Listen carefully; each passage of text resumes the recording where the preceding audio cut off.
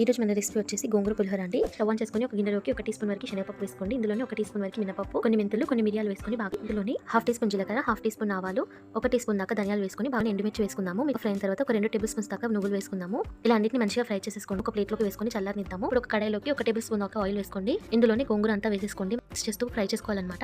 చక్కగా ఉడికిన తర్వాత ఇందులోకి నానబెట్టుకున్న కొంచెం చింతపండు వాటర్తో సహా వేసేసుకోండి. ఒక 1 మినిట్ పాటు ఉడికించుకున్న తర్వాత చక్కగా ఉడికిపోయింది కదా. ఇప్పుడు దీన్ని చల్లారనిద్దాం. మిక్సీ జార్లోకి వేసుకొని గ్రైండ్ చేసేసుకోవాలి. ఇలా మెత్తగా పొడిలాగా గ్రైండ్ చేసుకున్నాక ఇదంతా కూడా ఒక బౌల్లోకి వేసుకొని పక్కన పెట్టేసుకుందాము. ఇదే మిక్సీ జార్లోకి మనం ఉడికించిన గోంగూరను కూడా వేసుకొని గ్రైండ్ చేసేసుకోండి. దీన్ని కూడా మనం పక్కన పెట్టేసుకుందాము. కడాయిలోకి కొంచెం ఆయిల్ వేసుకోండి. ఇందులోని కొన్ని పల్లీలు వేసుకొని బాగా ఫ్రై చేసేసుకోండి. 1 టీ స్పూన్ వరకు శనగపప్పు, 1 టీ స్పూన్ మినపప్పు, 1 టీ స్పూన్ ఆవాలు, 1 టీ స్పూన్ జీలకర్ర, కొన్ని మిరియాలు, 4 ఎండుమిర్చి, అలాగే కరివేపాకు వేసుకొని బాగా ఫ్రై చేసేసుకోండి. పసుపు వేసేసుకోవాలి. 1 టీ స్పూన్ దాకా పసుపు వేసుకోండి. గ్రైండ్ చేసుకున్న గోంగూర పేస్ట్ అంతా వేసేసుకోండి. ఆయిల్ లో ఒక 1 మినిట్ పాటు ఫ్రై చేసేసుకోవాలి. మనం గ్రైండ్ చేసుకున్న పౌడర్ అంతా కూడా ఇందులోకి వేసేసుకోండి.